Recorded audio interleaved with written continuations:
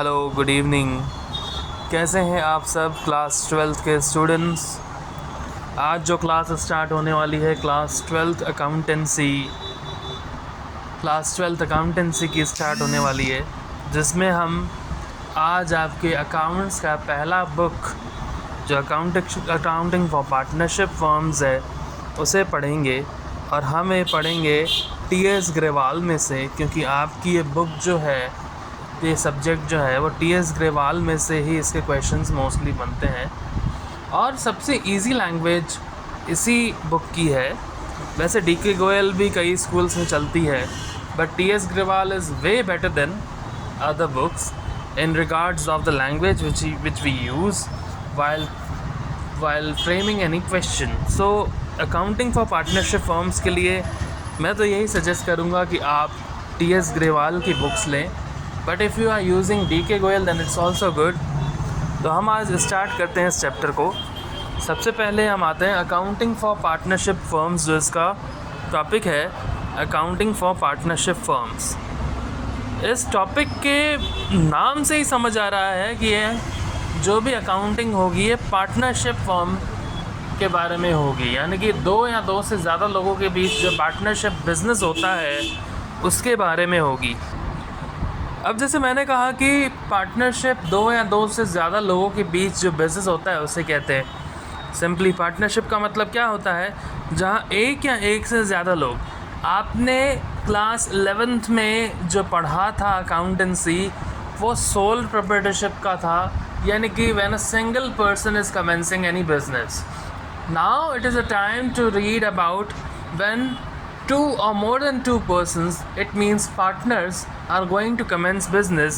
So how shall we do the accounting for that business as well? So now we are going to learn about accounting for partnership. Accounting for partnership के बारे में हम पढ़ने वाले हैं, ठीक है? Any doubt? So we shall proceed now. मुझे ऐसा लगता है, देखिए कुछ चीज़ें जो हैं वो इम्पॉर्टेंट हैं आपको समझने के लिए। Meaning and definition of partnership पहला टॉपिक।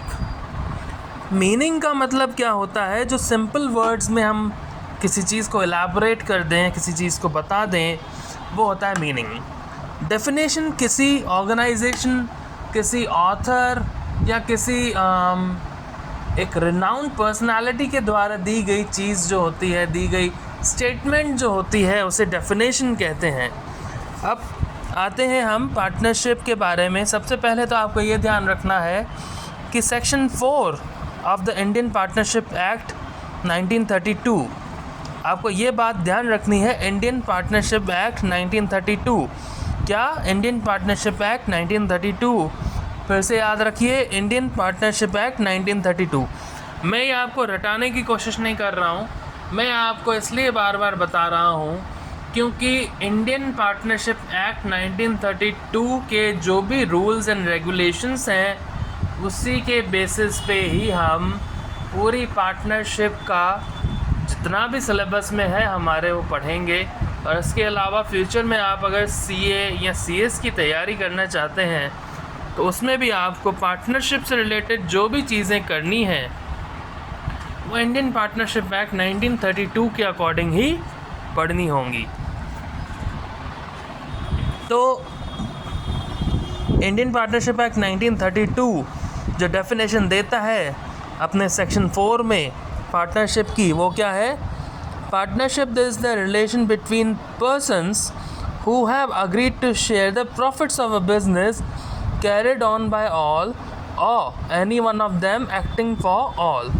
मतलब पार्टनरशिप क्या है? एक रिलेशन है लोगों के बीच जो ये अग्री करते हैं कि वो बिजनेस के प्रॉफिट्स डिवाइड करेंगे आपस में, शेयर करेंगे आपस में, चाहे बिज़नेस सभी के द्वारा किया गया हो या बिज़नेस किसी एक के द्वारा किया जा रहा हो और बाकी लोग उसे संभाल रहे हों। अब इसमें जो वर्ड है बाकी लोग उसे संभाल रहे हों, जो मैंने कहा उसको मैं अभी आपके सामने एक्सप्लेन करना चाहूँगा। तो इसमें है partnership is a relation between persons who agreed to share profits. तो सबसे पहले तो आता है शेयरिंग ऑफ प्रॉफिट्स।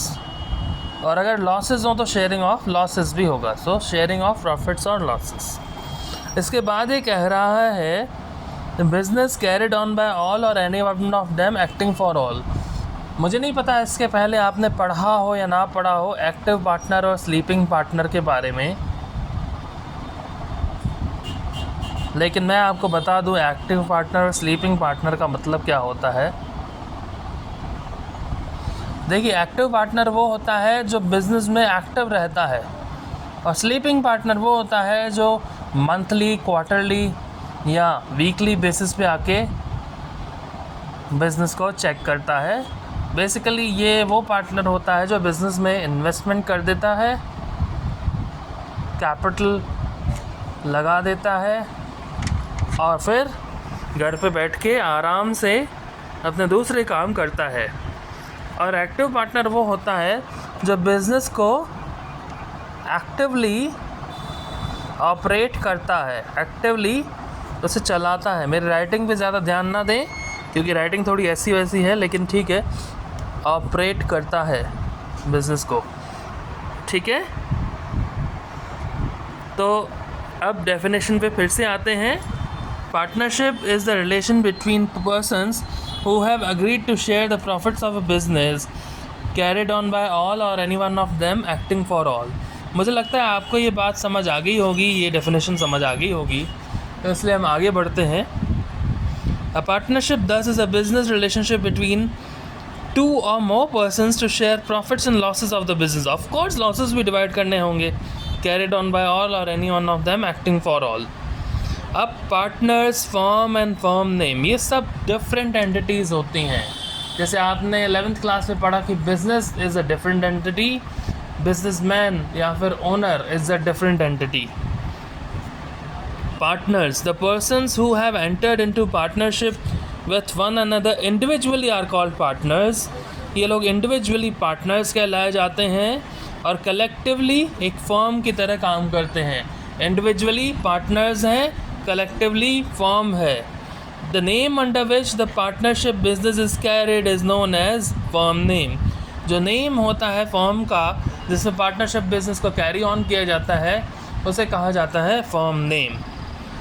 आज के लिए इतना ही, हम कल नेचर ऑफ पार्टनरशिप के बारे में पढ़ेंगे।